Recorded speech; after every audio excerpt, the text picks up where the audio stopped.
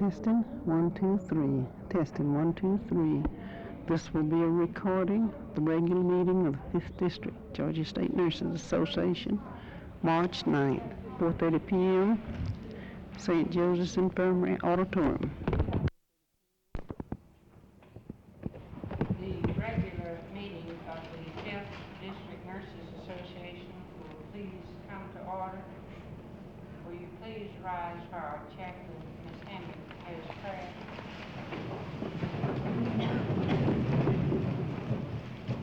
Our Father, at this Lenten season, may each of us in our own way ask Thee to search our hearts and know our destinies.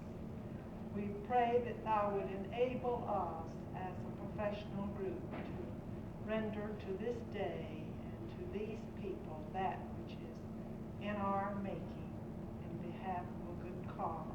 Bless our leadership, bless the related disciplines, and direct our course, we pray.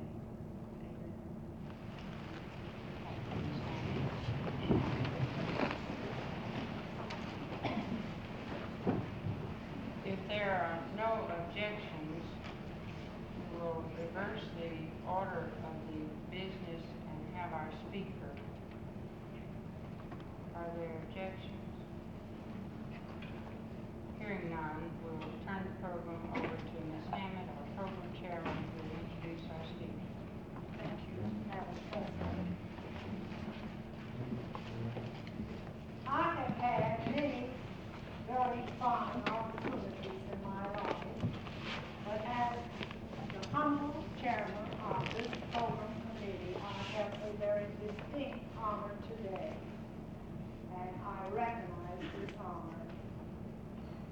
In our midst, in this great gateway city of the Southeast, there are many noble people who are burning their lives with talent and well-being for a cause that we interact with day by day. One such as this particular group is in our midst this afternoon. This young man is a New Yorker by birth and has a protocol that reveals to us that he is a graduate of Princeton University, a graduate of Harvard Medical School, one who has served as a house officer and an assistant resident in the medical service at Massachusetts General, research and clinical fellow in medicine, working with Dr. Alexander Lee in an organic salt and water metabolism, in renal physiology and renal disease at the Massachusetts General Hospital and Harvard Medical School.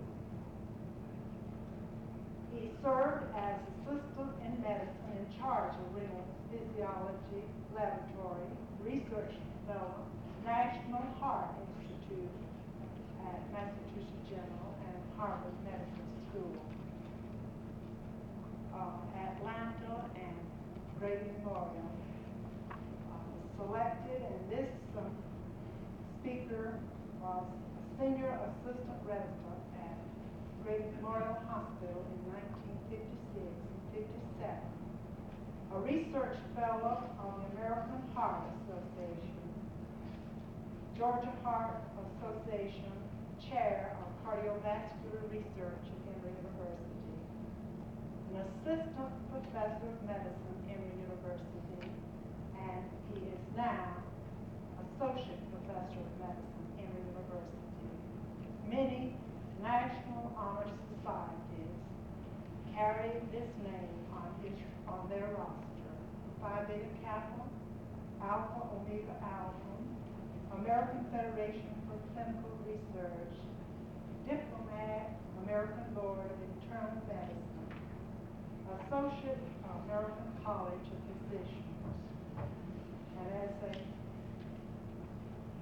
humble servant in a great agency a few blocks from this city, I have had the personal privilege of seeing a great and noble man become near and walk with the common walk of men with this talent at his display. I present to you one of the finest young men, the pursuit of medical practice that I have known in my experience, Dr. Albert P. Tuttle, Jr. Dr. Tuttle.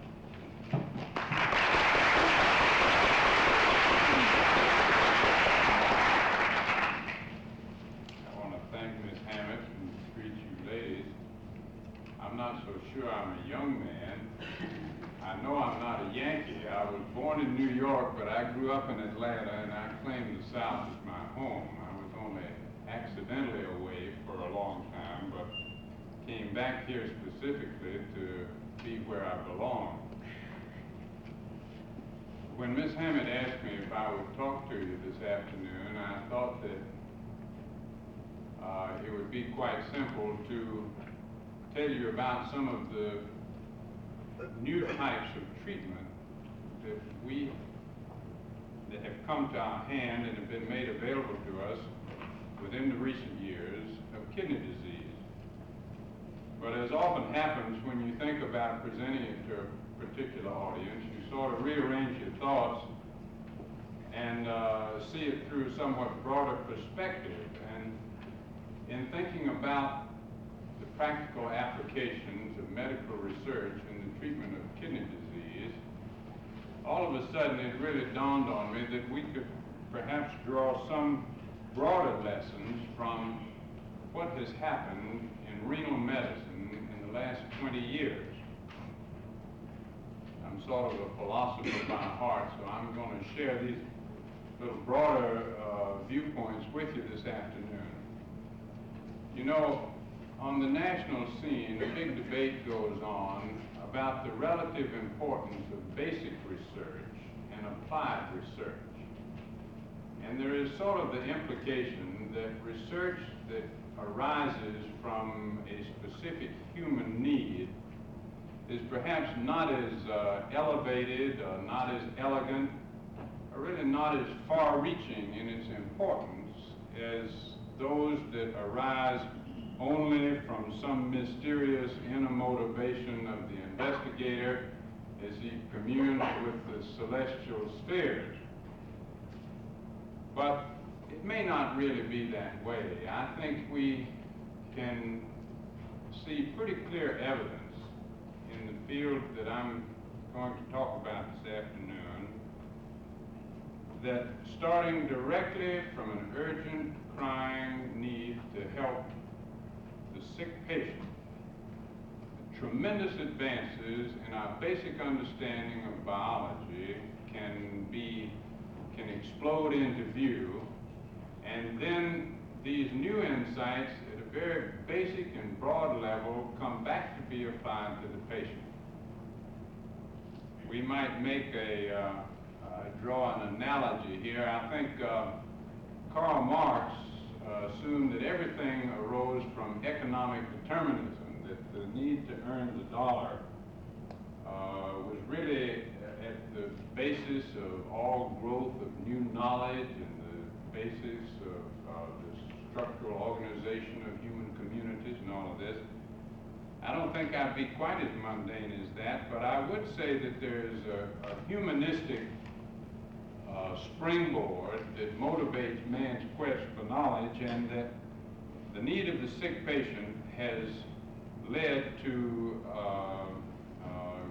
an explosion of medical knowledge in the last 20 years that I seriously doubt would have been reached had it not been driven by the motivation that we are confronted with a problem that we have to find a solution for, and that this sense of urgency and need has been transmitted from the clinician in medicine back to the clinical investigator, back to the basic biological scientist, and on back to the basic physical scientists, the physicists, the chemists, and because of this sort of billiard ball effect going all the way back to the basic sciences, intensive investigation in the underlying principles that control our biological sciences have taken place, and answers have been found. And as a result of that, the reverberation comes back down the chain to the clinician, and we really are able to offer treatment to patients today that were not even dreamed of as recently as 15 or 20 years ago. Now, to put some real significance to these thoughts, or some meat on these bones, what am I talking about, really? Well, in the 1940s, people realized that many patients were dying of a chemical disturbance that resulted from the failure of the kidneys to correct the chemical composition of the body. And they recognized that the processes by which the kidney regulated the body's internal environment were simply extensions of our, so to speak, our chemical industrial processes, that processes of filtration and diffusion and osmosis and electrochemical transfer were principles that we worked with all the time in our industrial environment, but which in the body, when they broke down, we had no substitute for. As an outgrowth of this, in the 1940s, actually in World War II, the first artificial kidney was built. This provided a temporary remedy for people whose kidneys had stopped functioning. Enabled us to tide people over a period of, say, a month of impaired kidney function. At this point, then, we had on our hands a patient whose temporary injury to the kidney we could manage, but who, after a period of a month or two, began to give out. He either had to recover his kidney function, or we lost him at that point. We were not able, at the level of technological advance at that time, to provide permanent, long-term artificial support to life in the form of chronic hemodialysis. Well, at that point, because it was really so painful to have sustained a patient through over a critical period of crisis, have the injury that led to the cessation of kidney function subside, but then be left with a patient who was doomed to die because he had no kidneys. This provided the impetus that led to the initial efforts to transplant kidneys. Now, I happened to be just coming along at the time and at the place where the first kidney transplants were done. They were done in Boston. The first really serious, sophisticated effort to make this technique possible was done at a time when I was there. And it was a result of the fact that here were young people with accidental injuries who had lost their kidneys, who had been sustained over a period of time, were looking well and healthy as long as they were treated with artificial kidney, but who, after a period of a month or so, had to be lost because of the lack of a long-term procedure to salvage them. So at that time, Dr. John Merrill, Dr. David Hume, Dr. Hartwell Harrison, Dr. Murphy, made the first major attempts at transplanting kidneys from one human being to another. They were successful in the transplants that were attempted between identical twins, but their results, when there was no twin available as a donor, were failures. But at this point, the issue was joined. The absolute necessity for finding out why it was that one human being could not tolerate the tissues of another was brought into very sharp focus. Now, we had rocked along for 75 or 100 years of modern medicine, knowing about the immunological systems, about allergies, about how the body how the individual made antibodies to throw off foreign protein, and we knew that people developed asthma and hives and various kinds of allergic responses to foreign proteins that they either breathed in or they ate or they were injected with. But the pace of growth was quite slow in the understanding of the immunological systems as the years went by. But all of a sudden, when we were faced with this group of patients whose life or death depended on circumventing this allergic phenomenon, the drive to find answers became extremely intense. As a consequence of this, the basic biologists, the chemists, the geneticists, all came to work. They recruited the assistance of the electron microscopists. New techniques were developed. And in the period of time between 1955 and the present, the amount of information that we have about the body's immunological defenses has increased 10,000-fold. We were fortunate to have in a postgraduate course in pediatrics held at Grady this week under the auspices of the Emory's Department of Pediatrics, an address by Dr. Good at the University of Minnesota, who described in a very comprehensible form the growth of the immunological defense mechanisms through the eons of evolution, how it differs between the lower forms of life, for instance, chicken and man, what understanding of man's immunological system we can derive from looking at the basic biology of the matter, and how this can be applied in our management of the various diseases associated with deficiencies of the immunological system, and how we can circumvent this system in the normal individual in making one person tolerate the tissues of another.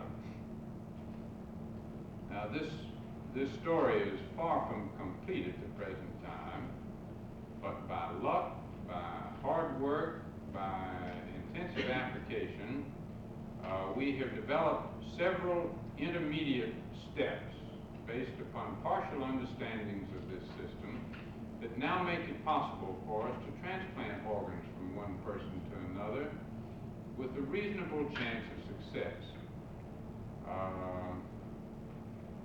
This means now that we do have available kidney transplants for a few patients. Now, at the same time that all of this growth was going on, a whole new increase in our basic understanding of how the body recognizes foreign proteins, about what are the similarities and the differences between genetically related individuals and those to whom they are not related, the molecular biology that is associated with the immune antibody responses. All of this has been worked out, and in good measure on the basis of the impetus provided by the need of treating the patients with kidney failure. Now, parallel with this growth of the our understanding of tissue transplantation and all of the rest of the things related to immunology and allergy, has been the continued growth of our ability to utilize mechanical devices to make up for the biological deficiencies in the living human being. From the primitive stages of transient 1 or 2 time use of the artificial kidney to tide an individual over an acute renal failure, we have now progressed to the point where we are able effectively to maintain people over extended periods of time by the very careful adaptation of the interface between the living and the inanimate types of equipment. The problem has been to enable the man to live in sort of symbiosis with the machine. This has been carried out successfully over periods of time. The longest individuals who've been maintained entirely by artificial kidney function is approximately 8 years now, 7.5 to 8 years now. The first people who had the arteriovenous shunts placed in their arms and were treated on a once to twice weekly basis with the artificial kidney, the first of those was done in 1959 in Seattle, Washington. This has led to a whole new field of medical activity in the design and the adaptation of artificial organs to the human situation. Now, there have been parallel growths in other fields, and I don't want to claim for the doctors of kidney disease the credit for all of the tremendous advances in bioengineering and in the use of mechanical devices to make up for biological deficiencies. The cardiologists have been working along at the same time,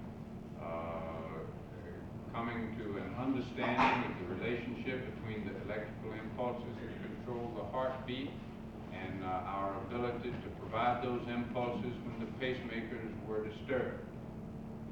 The development of open heart surgery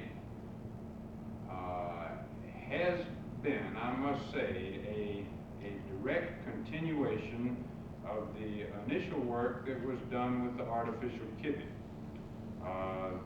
The plastic devices, the use of pumps, what the blood could tolerate when it was taken out of the body, what was demanded in terms of care and handling the blood when it was running through the machine, the types of membranes that were used to allow the transfer of solutes and the passage of oxygen and carbon dioxide to reconstitute the blood in a usable form for the body. All of this, the heart-lung machines and open heart surgery, were built upon the initial artificial kidney concepts, but dramatically and tremendously expanded with all the genius that the cardiologists and the bioengineers have brought to bear on this. So that starting from this stem and of the direct attack on kidney disease in the 1940s, I think has been the utilization of all of the new technologies of plastics, of microelectronics, of better understanding of biological control mechanisms, feedback mechanisms, and information theory that has been utilized so much in controlling the rockets and missiles in space. All of this has moved forward on parallel fronts over the past 15 years. Now we're at a point where we are able to test in man artificial heart function. Not complete replacement of the function of the heart, but artificial hearts that will support the circulation during a period of impaired function. In this respect, it's much as the artificial kidney was 15 years ago. But of course, the problem is much more difficult. We've reached a point where the artificial pacemakers are able to sustain the regularity and some of the force of cardiac contraction. We're able to keep people alive with the artificial kidney over extended periods of time. At the same time, transplantation of hearts have been, kidneys have been carried out successfully. And in a minute, I'll give you a few of the statistics on this. There have been a few attempted transplantations of the heart in man. none successful, but in the animal there have been hearts transplanted within the animal that have survived for extended periods of time, and even now between animals in which prolonged survival has been achieved. So it begins to approach the level of practicability, although there may well be roadblocks that will delay this for a number of years. But I have every confidence that the great increase in our understanding of what it is that causes one body to reject the tissues of another will make it possible for us to circumvent these defenses and to improve the success of transplantation of organs within the next few years, so that it's quite likely that transplantation of hearts will become possible. Now, what sort of results can we actually point to in the field of kidney disease, which is the one that I happen to be familiar with? Well, there are a number of artificial kidney centers around the country today, of which we have one, where approximately 600 people are being maintained on permanent, chronic, intermittent hemodialysis. These centers are able, with the optimization of their utilization of mechanical equipment, to maintain these people approximately 85% rehabilitated. They have a certain period of their lives that are committed to their being bound in the machine. In the artificial kidney center at Grady, we dialyze our patients twice a week for periods between a total of 16 and 20 hours. That is 2 8-10-hour sessions a week. In addition to that, the patients have to travel back and forth to the kidney center. They carry in their arms a small plastic tube that lies in an artery and a vein that carries the blood between these two, and which provides the point of access by which we can hook them up to the kidney. The care of this shunt requires a certain amount of attention, and this comes out of the time required in their daily activity. But the people with the most experience in this field have calculated that their patients are about 85% rehabilitated. We've not made quantitative calculations on our patients, but a number of them are back to doing the jobs that they did before their kidney failure became very severe, or they have substitute jobs that enable them to continue to be self-sustaining. On the horizon is the possibility that we can simplify the techniques of artificial kidney treatment so that it can be carried out at home. We don't believe that you're really going to be substituted by a button, but we do think that certain monitoring devices and certain methods of designing the machines can make the artificial kidney treatment a little bit less dependent upon the constant supervision of the trained specialists, such as our nurses from our kidney center that I see here today, and that a patient with adequate training will be able to do at least a portion of his dialyses at home. This means that he's not taken away from his family, that the time can be devoted to some of his other household home relationships anyway, and he's more rehabilitated than he is if he has to spend 20 hours a week in our center. And we think that this is a very worthwhile goal, which has the added advantage of being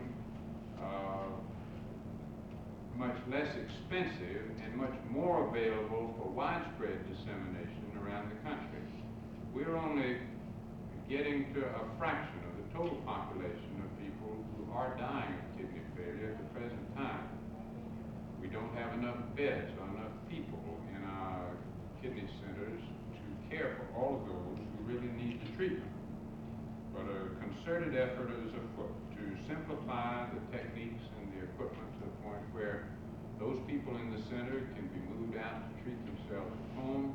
Others can be brought in, educated, and sent home. And we do believe that within the next 2 to 3 years, there will be a considerable increase in the number of people maintained by artificial kidney treatment, carried out partially in what we call an intramural program or within the walls of the center, such as we have at Grady, but to a very considerable degree carried on at home. Now, with respect to the transplantation of kidneys, up until this current year, the statistics have been fairly steady over the last 3.5 to 4 years. The survival of transplanted kidneys in a patient, when the kidney comes from a close relative, that is a brother, a sister, father, or mother, the survival of those transplanted kidneys has been approximately 65%.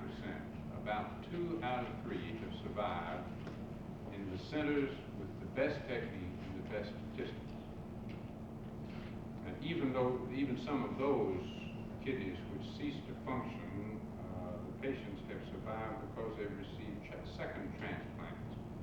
But at least we know that we can give 2 or 3 or 4 years of life to about 2/3 of the patients who receive kidney transplant.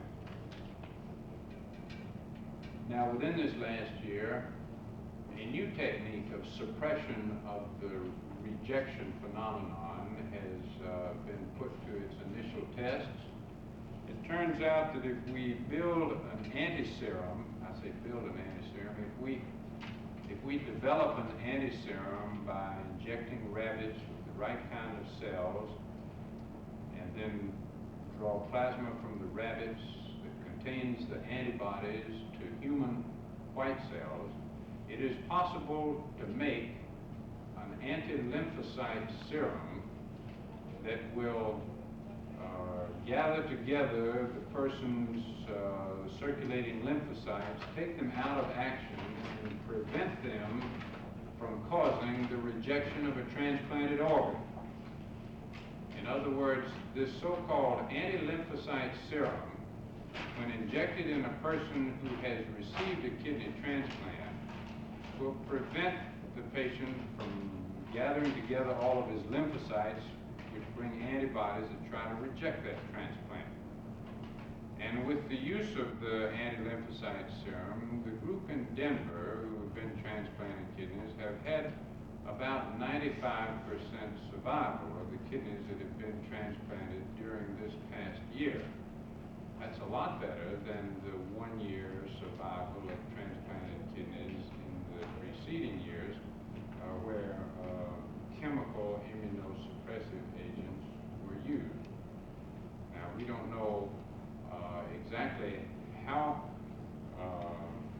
successful this anti-lymphocyte serum is going to be, but it does seem to be one more step forward in our ability to suppress this very basic biological phenomenon, which is the body's rejection of a distinctly foreign protein. But parallel with this, we have developed new insight into what it is that the body objects to in foreign tissues. We now are learning to type individuals in a manner somewhat similar to the way we type blood donors and recipients, and to tell who can fit well together and who cannot. By using these tissue typing methods, it has been possible to improve the results of transplants from unrelated accident victims to a recipient, up to a survival rate that is just about equal to the survival rate of kidneys transplanted from a close relative to an individual. What I'm saying is now that we don't, from now on, have to have a family-related donor to give a kidney in transplantation if we can prove that an unrelated individual is a close match of the individual who's going to receive the kidney. And it turns out that there probably are something less than a half a dozen particular types of proteins in the body tissues that have to be equal for one individual to tolerate the tissues of another. In other words, I carry a lot of proteins in my body that would not arouse a rejection reaction in you. And there are a few of you whose other remaining proteins are so similar to mine that we could exchange tissues. And the problem then becomes one where a large, what we call a cadaver transplant program is going on. It becomes a problem of typing all of the people who are waiting to receive kidney transplants, and then when a patient comes in as an accident victim who has very little chance of survival, testing his tissues to see who he would match best with. Now, it's obvious that this is a rather psychologically a rather threatening situation. A person comes to the hospital with a very severe injury, somebody with a massive subarachnoid hemorrhage or an intracranial hemorrhage, or a motorcycle rider who's had extensive head injuries, or somebody who has a limited disease that does not involve his kidneys. Well, to begin at that point, when the patient comes in, to test him as if he might be a potential donor of a kidney has certain psychological implications that are difficult for the physician caring for the patient, a family, or any one of us really, even not directly related, to contemplate. And we really have to think through great care over the next few years what our orientation is going to be toward this. I think we can predict pretty well that this will become acceptable to us emotionally, that we will recognize this as a legitimate attitude for us to take toward ourselves and toward each other. The really tremendous success, for instance, of the eye bank, of the cornea bank programs, and our awareness that even now we do have people donating their corneas to be transplanted to other people, that certain other tissues are preserved for transplantation, that we will someday begin to recognize that all people seriously ill with good kidneys may be potential subjects for donation. It's something that each of us will have to think through and establish some understanding with those who are close to us, with our physicians, as to whether this is something that is acceptable to us or not.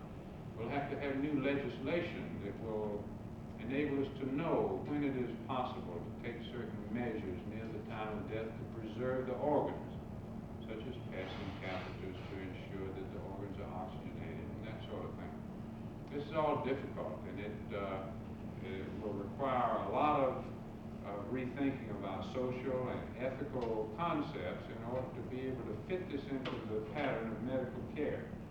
But I feel sure that the benefits that everybody will derive from this sort of medical therapy will enable us to come to grips with it and find a satisfactory solution within the near future. Well, all of this is just to say that starting from a clinical problem back in the 1940s, we've gone through a very great explosion of medical knowledge, and there are many, many people working in basic biological question today who would not have been there had it not been for the clinical question that was asked, and that the feedback of their information has now made it possible for us to begin to talk to people in general and to start an educational program as to how we're going to have to look at the new types of medical therapy that are available, so that the circle is more or less complete. And I think that there really is no conflict between our basic research and our clinical research, and that there can be no doubt that making a serious effort to solve a very practical problem can lead to a big increase of our theoretical knowledge that has implications far beyond those questions that were the solution for which was originally sought. Thank you very much.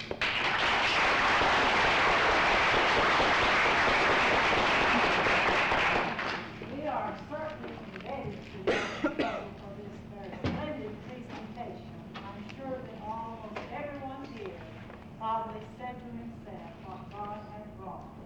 And then we were taking account that this was a great day in which to live, even though it has many marvels that we're unable to account for. I'm confident that you have many questions. Dr. Toll is certainly a very busy man, and then, of course, the organization has a business agenda that must be attended to. Is there any very pressing vital question that anyone would like to direct to Dr. Toll before he retires from our session?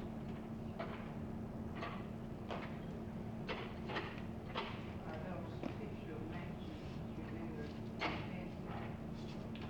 Yes, ma'am. They're still, the question is, are the tissue matches expensive? And the answer is yes. They really are not even available at the clinical level yet. There are several major centers where the most part of this work is being done. One in Los Angeles, one in New York. It's rather time-consuming and quite expensive, and it's being applied mostly to those patients where large numbers of transplantations have been done. I'd say that in total, perhaps 500 or 600 transplants have been carried out. There are several hundred patients surviving, and efforts are being made to see how well those who survive match with the donors, and what differences are between those who don't, where the kidneys don't survive or where they are rejected. But it is still really a research process right now. But once again, the cost will come down as our understanding of it increases, and I would hope that within the next year or two, it ought to be available in major medical centers for clinical use. Do you think in the future that people can will their kidneys as they do their corneas today? Yes, I think so, but it'll take specific legislation to make this possible. Common law rules actually don't allow you to dispose of your organs after death. You no longer are in control at that point without... Well, you can't will them before. I mean, like many of the islands. Right now, although you can express your wish to do so, if, for instance, your survivors don't want to have your corneas given, they can circumvent your wishes in the matter. I think that we really would like to have a few states that have looked into this, and I think Massachusetts now has some legislation providing specific rules as to how this can be carried out that no longer make us dependent upon the old traditional concept. We haven't got any legislation of that sort here yet. Thank you so very much, Doctor.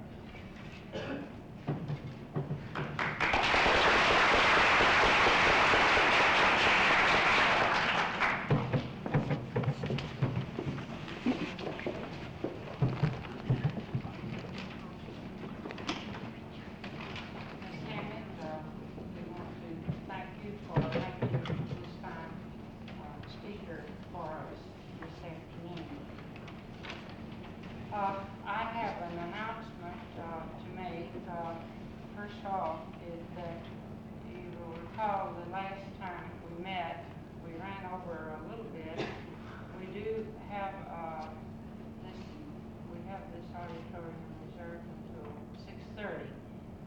Now, we will move along with the program and call for those that have report.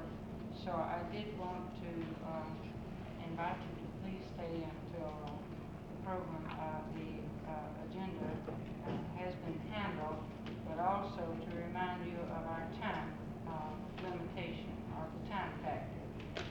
We do need a roll call by sections at this time, so when the secretary calls your section, will you please stand and be counted? EACT,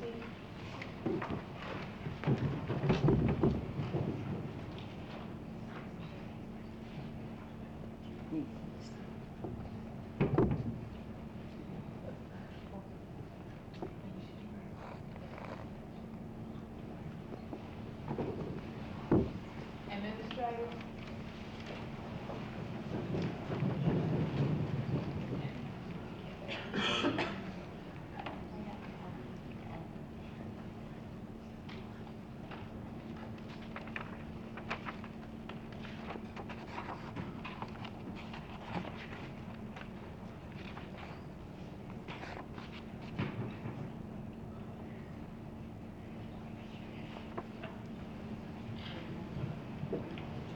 General duty, that was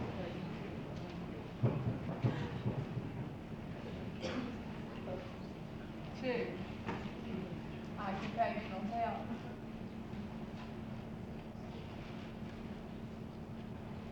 'Public health.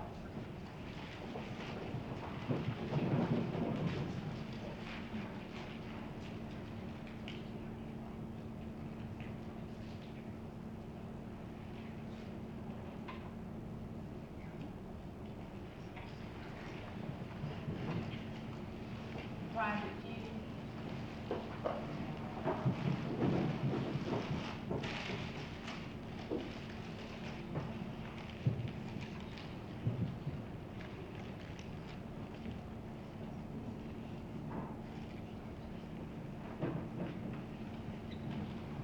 'Thank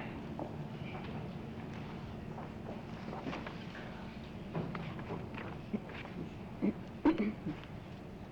We will have the reading of the January 12th, 1967 minutes at this time.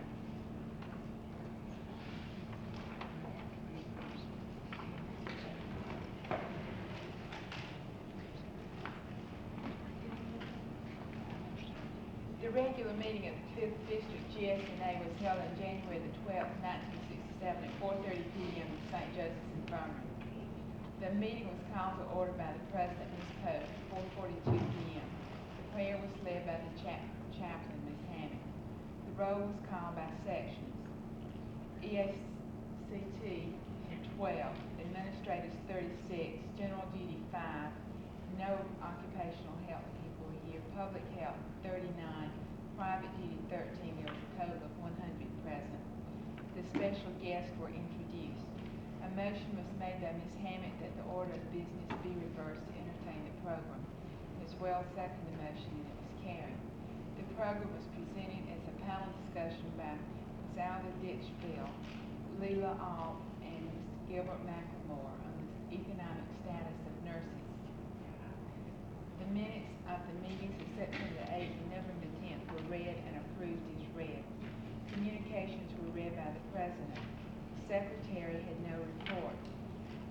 The treasurer, Ms. Mays, read the November reports for the 5th District and for the Nurses Professional Registry, and these reports were approved as read. The Executive Secretary emphasized the importance of correctly completing the ANA membership forms.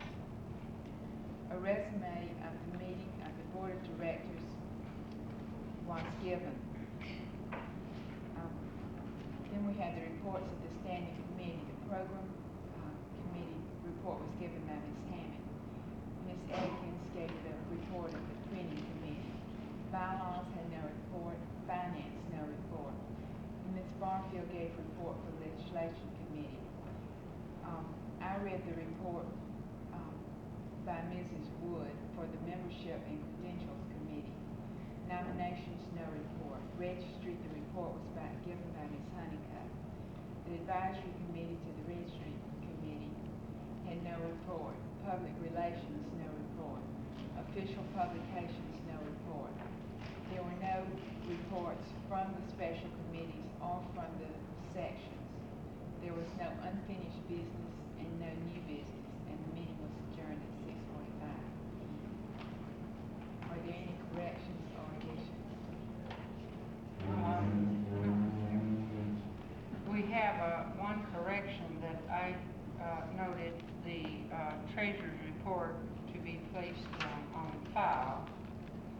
other than what as accepted, or approved, I believe was the word. We need to change from approved as read to accepted or placed on file. Placed on file. Are there other corrections? Hearing none, then we will accept the minutes as read with this one correction.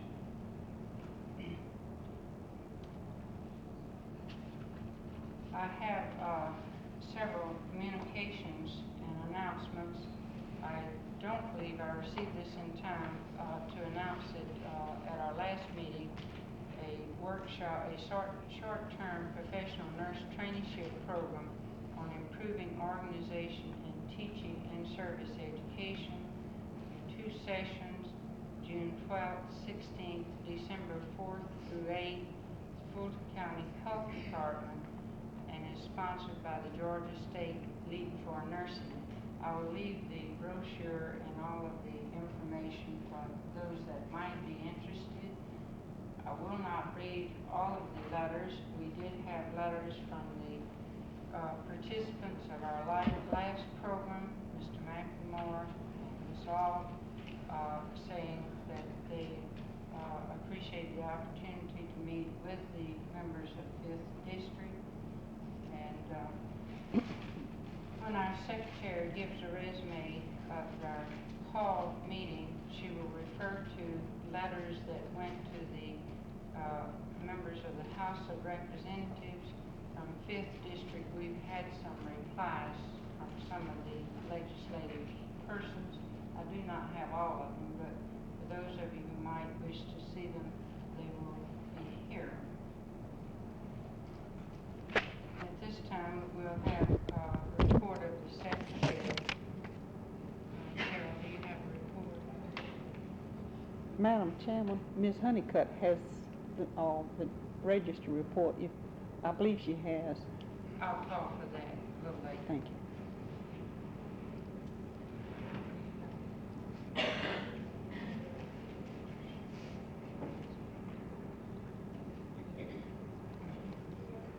I would like to thank each of you who helped elect me to this office, and I'd like to thank all of you for the support that you've given to me during the few months that I've served as secretary.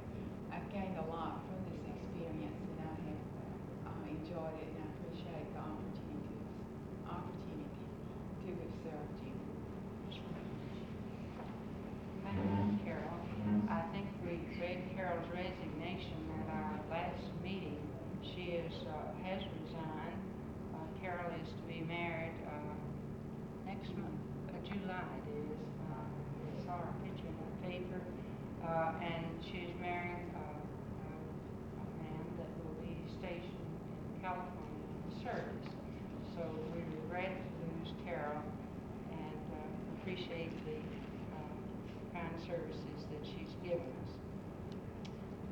Report of the treasurer, Ms. Mace. In Ms. Mace's absence, I think we have found the January registry report. I don't think we have the report. I believe Ms. Honeycutt has, don't you have a copy of the February, Ms. Honeycutt? If so, if you would find it, while she gives the treasury report for 5th District,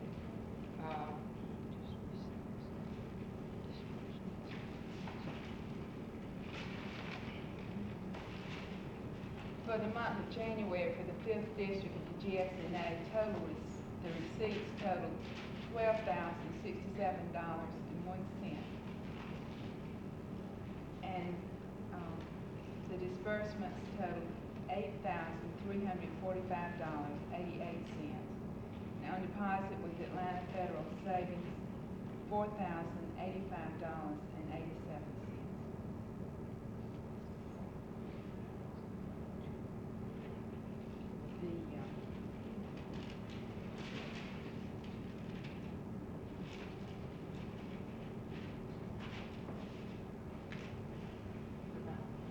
Well, the balance is $8,345.88. and this is treasury report for the 5th district.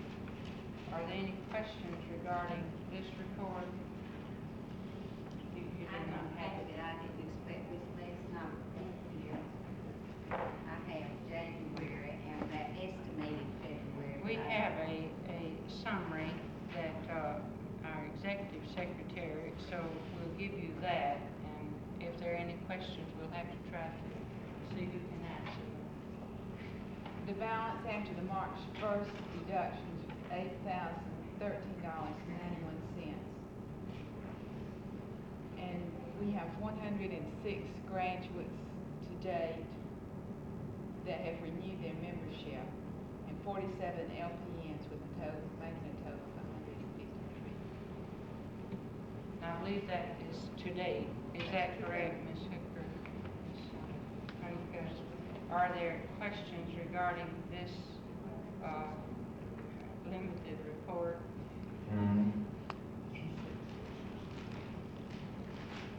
The auditor's report came to the board, and there was an error in some of the print, and this will have to be corrected before it is brought to the membership. This will come at our next meeting. Report of the executive secretary. Carolyn, do you have a report? I'll make it very brief. It's been the busiest season we've known since going into office. And even after talking to you the last meeting, I still have to take my time in telling you that I want to do two things today, a little bragging and a little harping. So I think I'll harp first and brag last.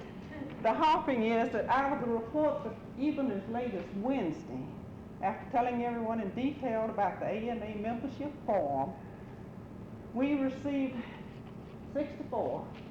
19 of them got them right, 25 of them didn't do it, and some of the rest of them just didn't send in the ANA forms at all.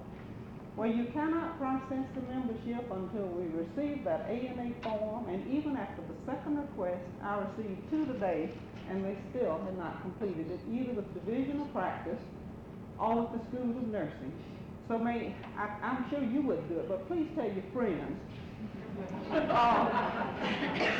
That one sentence in that about new and reinstated members, it's a nightmare. It should have been out of this particular statement, but remember this was printed 300,000 of them, and 165,000 are supposed to answer them this year from 50 states. That again is why you are asked them now to put your district in your state and whether or not you're a member or an associate, which is the retired member. But most importantly, the Social Security number, we had 2 yesterday that didn't fill them in, is your identifying mark in ANA headquarters, your Division of Practice, which comes at no extra cost. Later on, when they branch out, it will, but they're developing programs there for your particular interest. That must be on your ANA card to have it completed. And then we ask you kindly to fill in the Schools of Nursing, and it does expedite it by you doing it. Out of the group that I had yesterday, the 64, 25 did not. And of course, it does take a great deal of time to send them in. So we would appreciate you helping the rest of us to get that. Now, I'll give you the total number, and then I'll do the bragging.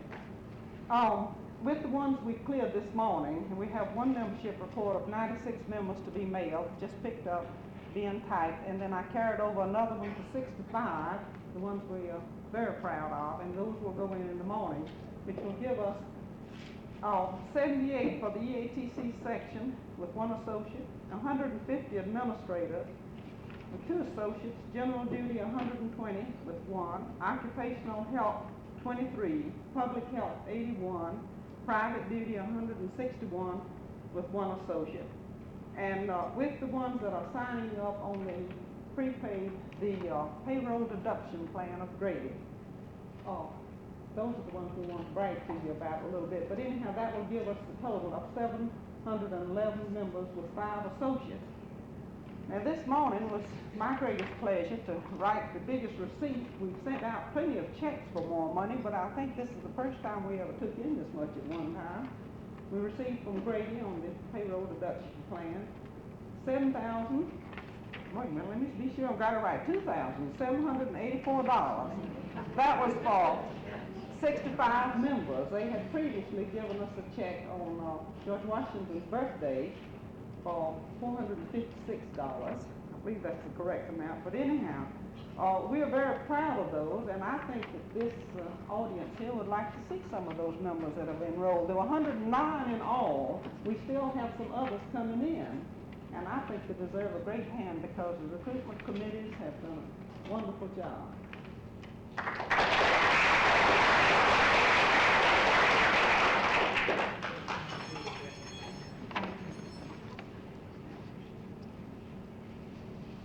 I'll have to share this bit from the board with you. Carol will give the resume of the board. But Carolyn was also harping on this the other night at the board, and she was praising us too. And one of the board members, who is a section chair, said she spoke to her members and asked them to please remember. But it seems that in the interim, one had come in that had not completed the form. Her reply was, well, we've got one dumb one, I'll speak to her. So, we've had, I believe, since Monday night, 23 more dumb ones. So, all of you try to speak to one another and give us some help. At this time, we have a resume of the meeting of the Board of Directors. We had a fall meeting in February, and also our regular board meeting Monday night. Carol, if you'll give us that, please. The purpose of the call meeting in February was to discuss some legislative matters and to take actions on the recommendations of the legislative committee. Ms. Dorothy Barfield gave us the report of the Committee on Legislation. The Board of Directors approved that 2 letters be written. We recommend that one be sent to the chairman of the House Appropriations Committee, urging careful consideration in any reduction in appropriation which may hinder the progress in nursing education programs. The second letter we approved was one to be sent to all of the 5th District legislators regarding our position on licensure. And we stated our position as supporting any legislation introduced which would license nursing aides as nursing aides. But the committee would not, and the board would not support legislation which might be introduced to waiver as practical nurses nursing aides on the basis of their experience. We also recommended a resolution be presented to the Georgia State Nurses Association Executive Board at the February meeting, asking that they endorse and assume responsibility for action in preparing and presenting through the GSNA Committee on Legislation a mandatory licensure nurse practice act for the 1968 General Assembly.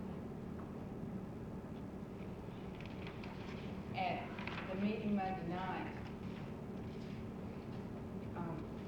we filled the vacancy that was created when I sent in our resignation. Miss Marion Hill will take my place. I feel real good that I'm a more confident person. The rest, that was a resolution was passed to endorse Mary Woody from Emory University as a candidate for an ANA director. And the Hibernian Association will be recognizing nurses in the St. Patrick's Day parade. So everyone get out, be in the parade if you can, at least then.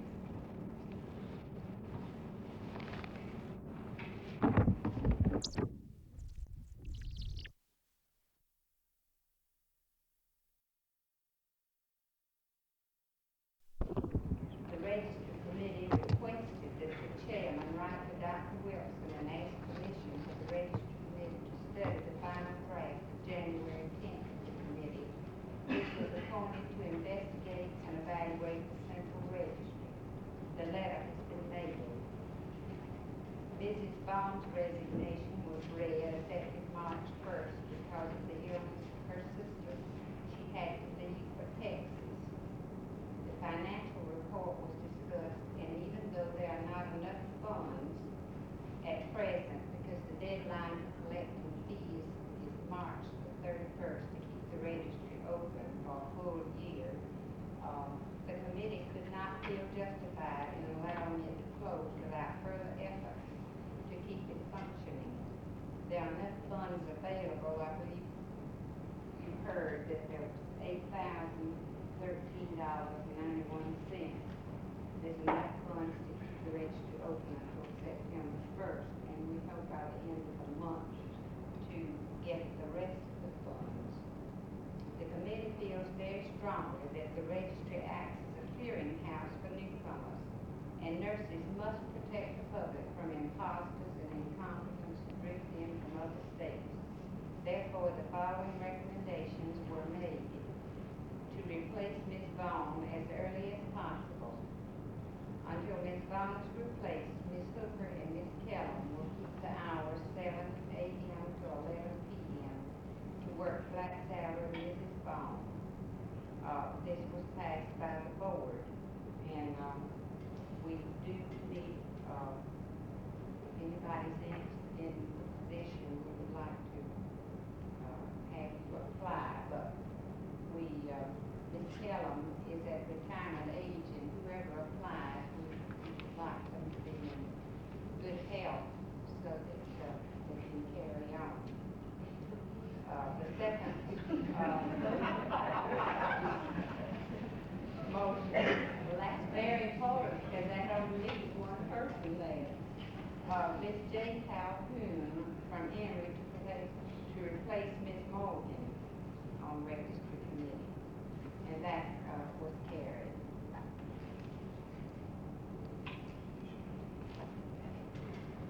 Thank you, Ms. Hancock. Did not mean to overlook the report from the registry. Are there other, now before I leave, reports from standing committees? Don't you think we should tell them what the membership committee's been doing this? I think that they have been so active that the group would like to know that they've approved 67 new members. They met January the 30th and approved 38, and then they met on the 27th of February and approved 25 with 4 reinstatements, and they're working very hard, Ms. Wood and her group. I think she'd like you to know about it. Thank you, Ms. Atkins. Report of special committees. Some of these committees have had meetings. I'm aware of. The Careers has met and is meeting with the program committee. Economic General Welfare, I believe, is met, and the Nursing and National Defense and Disaster, I believe, I know has met. Then we'll call on reports of the section chairman. Any of you here that have reports? Announcements. Ms. Ernst? Yes. At our last meeting, we had Colonel General Woodward, who's in charge of the metropolitan area of civil defense. They have a very interesting program, and I'd like to announce that our next meeting, we will have a change of meeting place. We're going to meet out at Emory, and we'll have a program on perineal dialysis. Other reports?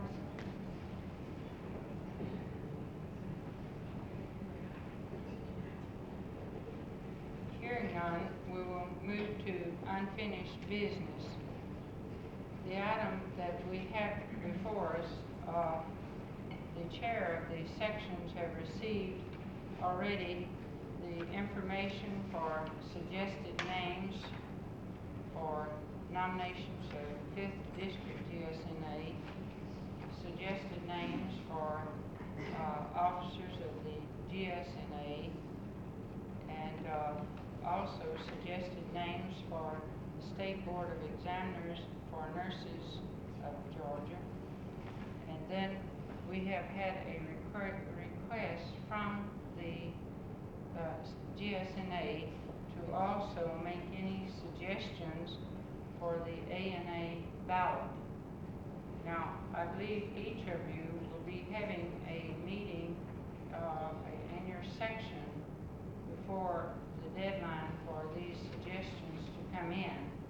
However, we need at this time to open the floor for any suggestion for nominations for any of the vacancies that are to come in the next annual meetings for all of these organizations.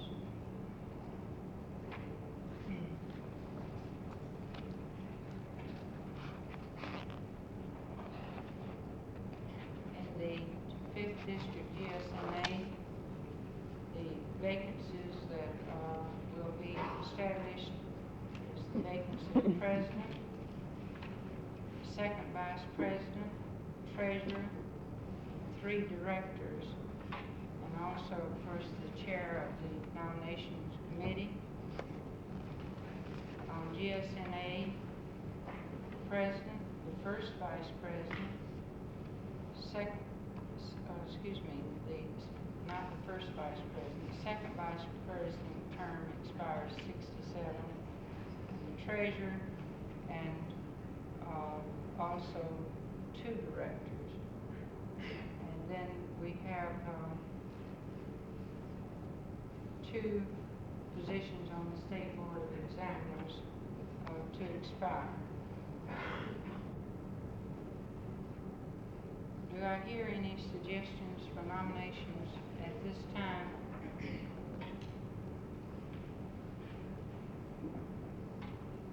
Suggestions for ANA? On ANA, we had the officers, the directors, and also Commissions. the commissions. We may suggest for the officers, for directors, and for the commissions. I assume, hearing now, that you plan, I hope you plan to give your suggestions through your section in order that we may have these for state and for district, as well as, I'm sure, for sections. Is there other unfinished business?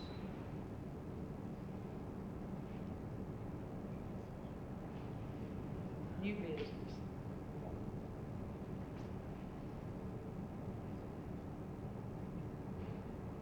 Anyone have new business to bring to the membership? Hearing none, then I can have a motion for adjournment. I have a motion for adjournment. I have a second.